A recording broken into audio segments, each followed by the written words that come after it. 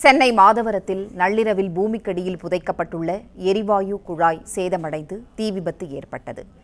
செய்தியாளர் செல்வம் இணைப்பில் இருக்கிறார். செல்வம், வணக்கம்.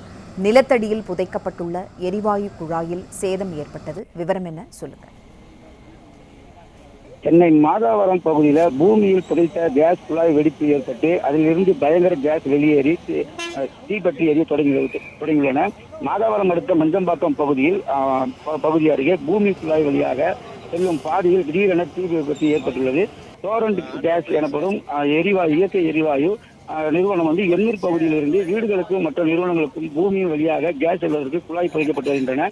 இதில் மாதவரம் அடுத்த மஞ்சம்பாக்கம் பிரதான சாலையில் பள்ளம் தோன்றியதில் கேஸ் குழாய் புதைக்கும் பணி நடைபெற்று வந்துள்ளன. இந்த நிலையில் மஞ்சம்பாக்கம் சாலை அருகே இதனுடைய முக்கிய இணைப்பு பொருத்தப்பட்டதாக கூறப்படுகிறது.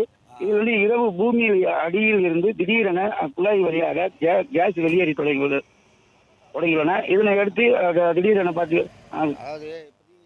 தீ முற்றிலும் பரவ தொடங்கியது. இதனை அடுத்து அருகில் இருந்த 2 கடைகள் உட்பட ஒரு லாரி தீயில் முற்றிலுமாக இருந்து சேதமடைந்தன. இதனை அடுத்து தகவல் அறிந்து சம்பவ இடத்திற்கு இறங்கி வந்த தீயணைப்புத்துறையினர் மற்றும் காவல்துறையினர் ஒன்றிணைந்து தீயை தற்போது முற்றிலும் அணைத்துள்ளனர்.